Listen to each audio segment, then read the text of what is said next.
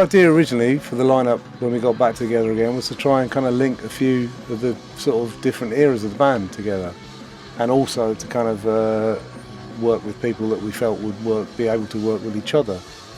The big deal really, I suppose, was not wanting to be some fucking panto brand.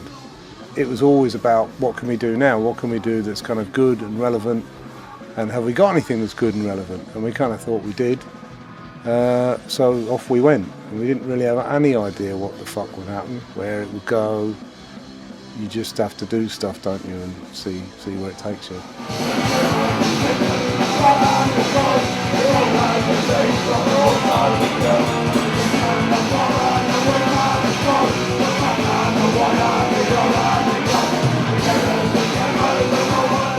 I mean, to begin with, that lineup that played our first gig and our first few gigs had never played together.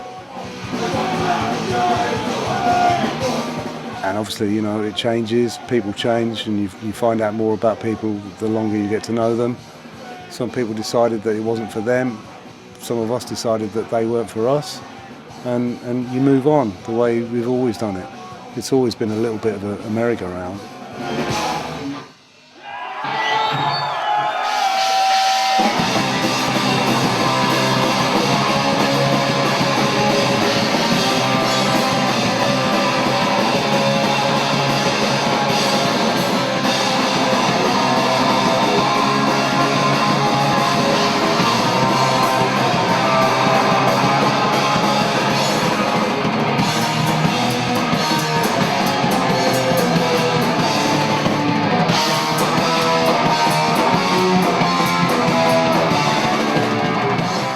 America was another kind of bit of an eye-opener.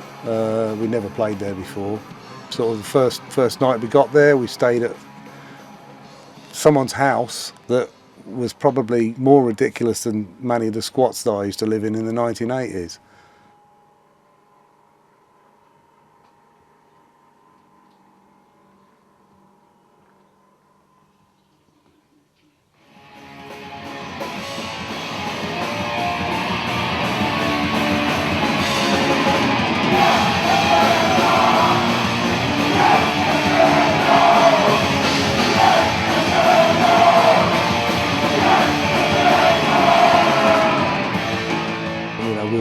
Surprised at the sort of level of kind of enthusiasm for it, and there were some really fucking brilliant people and some really good, interesting scenes. There you go, man.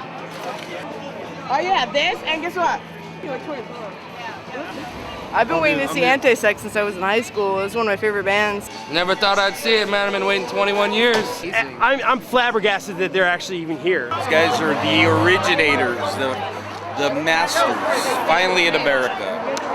We drove 8 hours to get to Pittsburgh here, so it was a drive, but totally worth it. We drove 3 days from Minneapolis, Minnesota, all the way to New York City. Without sleeping. Okay. They killed it. It was the best show I've seen in years. From UK to NYC, Antisect holding down, motherfucker. Antisect keeps it real. They haven't played in 20 years, and they're older than 40, and they still have it. That album, when times are down, sometimes that album, kept my fist in the air. I know I'm punk for reasons I've felt in my heart forever for my whole life, but this has encouraged me to keep going. And we're on our way to the venue. Blackwater is the name of the venue. It's a semi-illegal-ish DIY venue. It's a cool collective sort of thing. There's a bunch of, there's a record store, a screen printing shop, rehearsal studios, a music venue, a recording studio, pretty much everything you could ever need. Why illegal? Well, because the landlords know that there are rehearsal studios, and that's okay, but the landlord does not know that they're doing gigs.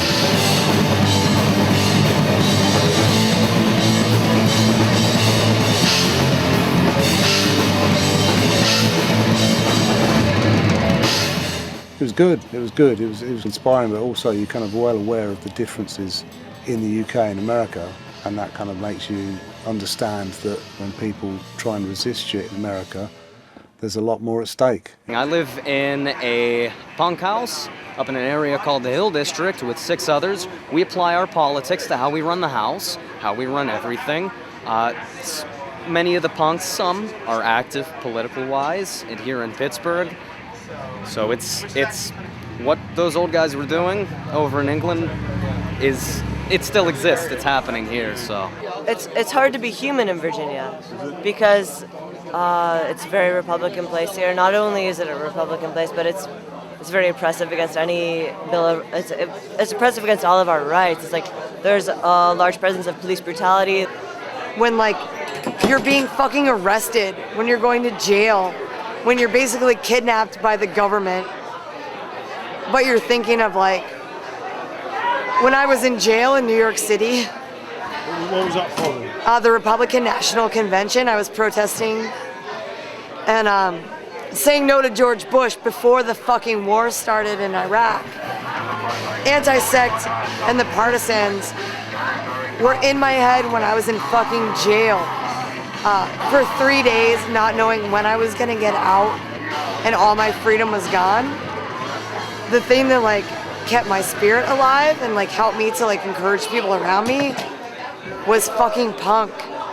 And it was like, it was Antisect, it was partisans, it was Zounds, and people in fucking jail knew these songs. It was like anthems for like our life and our freedom.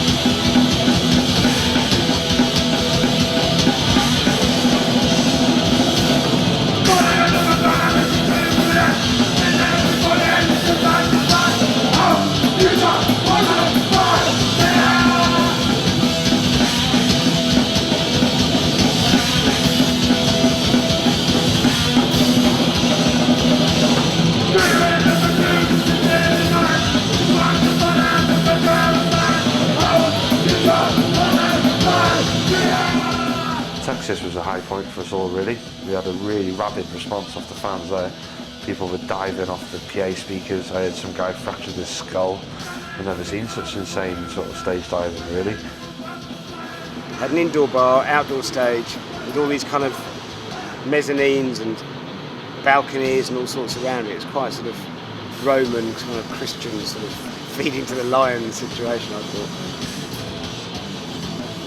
I mean, that's one thing I must say, is that everyone's been so lovely to us, everyone's looked after us and stuff, you know.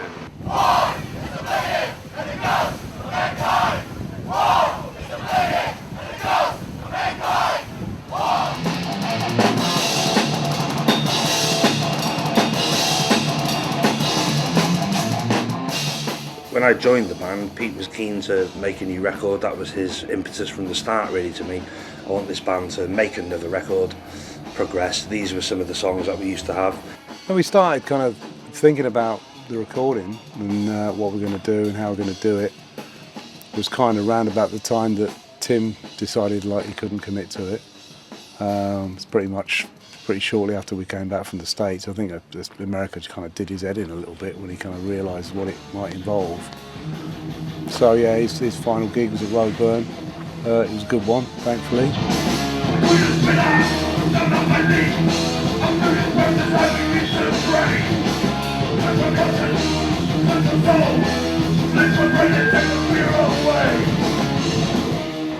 Well, it's a bit gut-wrenching.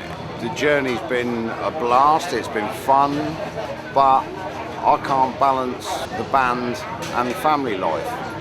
You know, I've given it 2 years of touring and rehearsing. I've had a go, I've done things, been places that I'd never would have gone to or seen, but although the band has been a big part of my life and is really important to me, when I've got other commitments and other expenditure, then I can't just put the band before my family. Do you know what I mean? End of.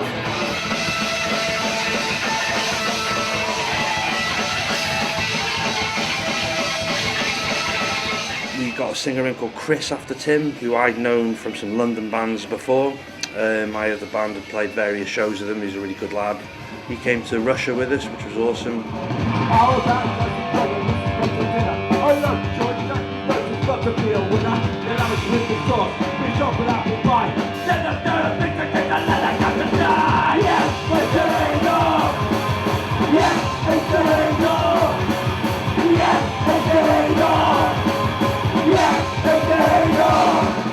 And Chris was excellent. We had a lot of things in common, and it was kind of moving along pretty well. We did his first gig in Sweden, and then I went and had a fucking heart attack, which put us back another little while.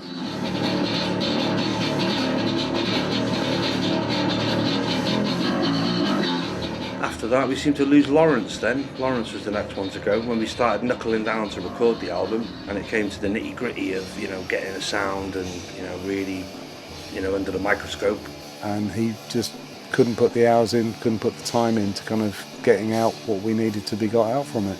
And then shortly after that, we had the same issue with Chris because he was too busy teaching. He was a high school teacher teaching humanities.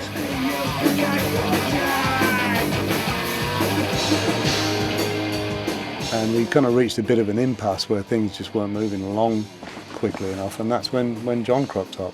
I was with the band from 84 to 86. It was only 2 years, but then when you're in your 20s, 2 years is a long time, and it felt like a lot longer. And in that time, you know, we toured Holland as well, and we did quite a lot of gigs, and we recorded the Out From The Void single, or EP as well, of course. It felt like very soon after I joined, we sort of whittled ourselves down to a three-piece, which is quite interesting because it's exactly what's happened again this time. Is it me? You might ask yourself. It was probably the thing that regenerated the whole thing, is kind of enthusiasm and energy, kind of like gave us a bit of a kick up the arse, really.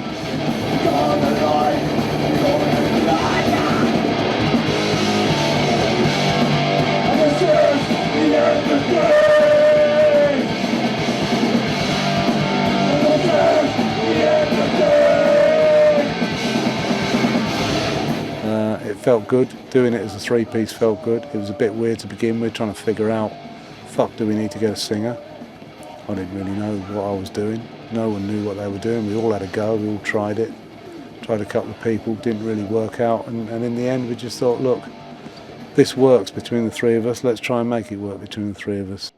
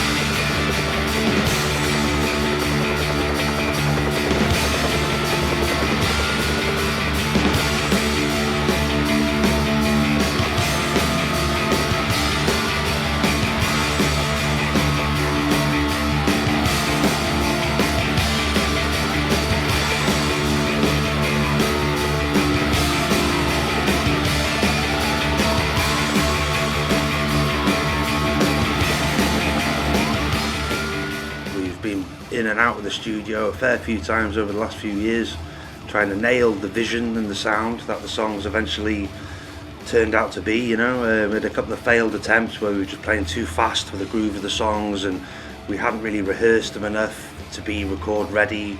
It's kind of like a process of just figuring out what fitted. I think it worked. I think we worked it out. You know, it took us a long while to work it out. We had 3 goes at it. We recorded it in bits and pieces. It wasn't kind of done as you'd expect, you know. Normal albums, you go and spend a couple of weeks in the studio and it's done, you know. This took us, since I came back, the best part of 2 years. It was a real blood, sweat and tears job, I think, on everybody's part. We put everything we got into this.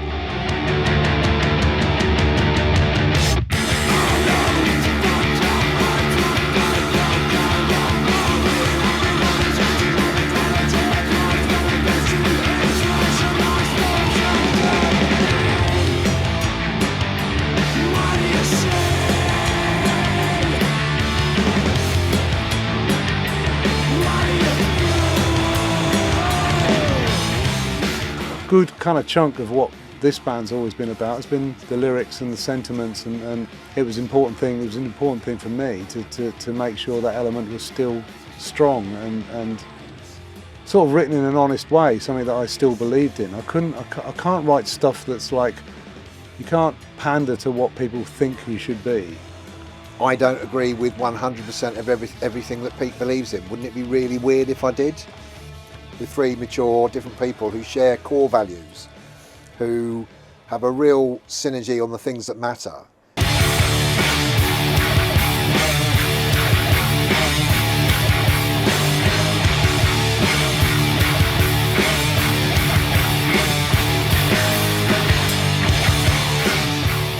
I was kind of conscious about the first thing that we brought out, and I kind of thought that I really wanted to represent something that kind of represented the people that were involved in the scene that I grew up with, and that was a kind of a counterculture. It was this kind of like punk thing, the anarcho thing. It's, you know, it's meant a lot to me, and it's always meant a lot to me throughout my life. You know, the Stop the Cities, all of that thing that later became the Occupy movements, and you know, the G Summit demonstrations and stuff like that. The Black really is just kind of a song that celebrates that culture.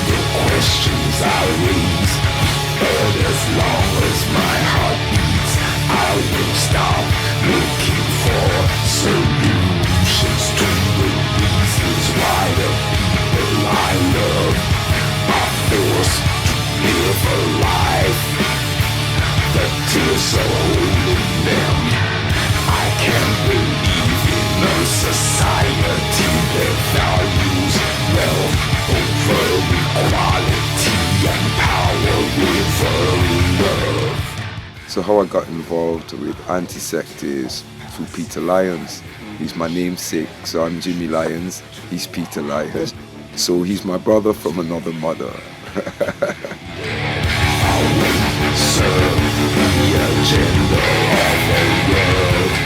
This stuff is great. This stuff is loud, heavy, metallic, but also got a message to it. And that's what's drawn me to this, the message. I'm hoping for better and greater things, more unity, more people coming together around strong ideas of freedom, justice, and basically truth-telling, man.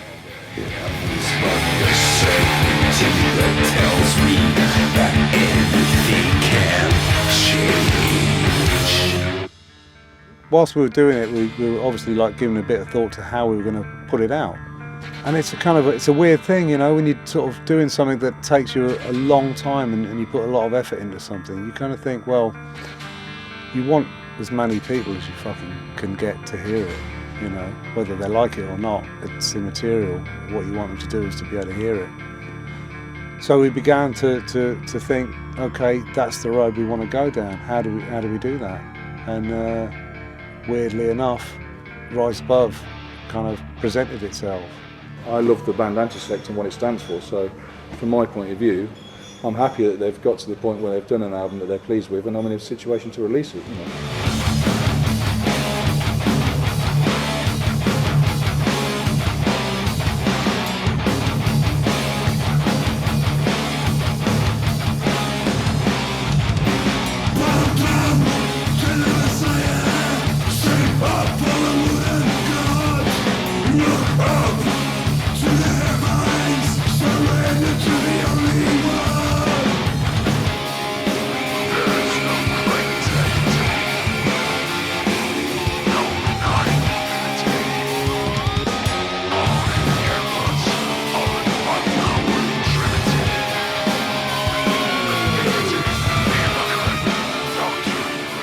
Very focused, very thought out.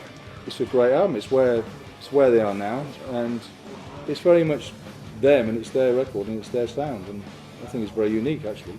the band was kind of defined by its first album, which was, you know, fucking 30 odd years ago, and an EP that came out a little while after. So I think some people probably have difficulty coming to terms with the fact that, you know, we're 30 odd years older and it's not going to be the same. So you're going to get a different product really regardless. Nobody's going to kind of keep on churning out the same thing, are they? Because if you keep doing that, you're getting nowhere really, and you're just preaching to the converted. You're not trying to open it up to any kind of new audience. You want it like a little closed thing that belongs to you and your mates, and that's not really a very proactive sort of positive attitude in my eyes. You know, In Darkness was a very kind of, in a lot of respects, quite a bleak album. It's and the title was kind of bleak in itself. And what we wanted to do this time around was really represent something that was a bit more positive and forward-thinking. And The Rising of the Lights really is just a phrase that represents an opening up of people's minds and kind of, you know, ideas, rather than a closing down. The musical aspect of it is one thing, but the ideology is something that's way more beyond the way you look or the way you sound. You know what I mean? And for it to be suddenly turned into something that is now considered to be, oh, we look back on 82 when we were into Discharge and Crass and stuff, and that was the glory days. It's like talking about the fucking, your mum and dad talking about 60s when they were mods, you know what I mean? It's not, to me it was never about that, and it fucking should never be about that. It's about what the fuck's going on in the world. Look around you, you know what I mean?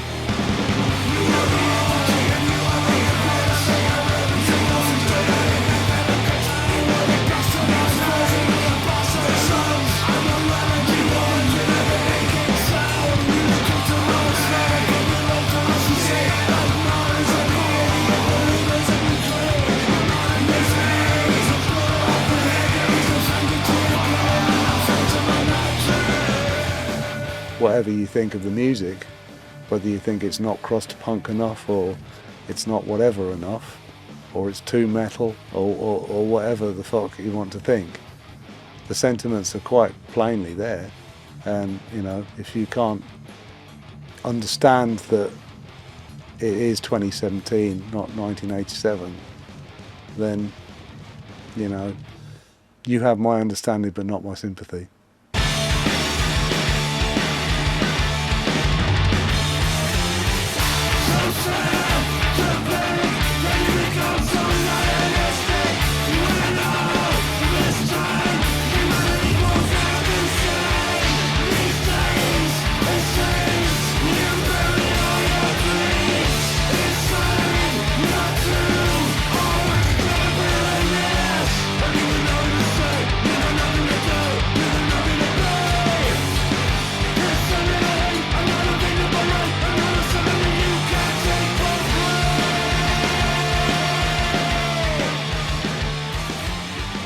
So we've been very lucky with Rise Above to have a 2-album deal.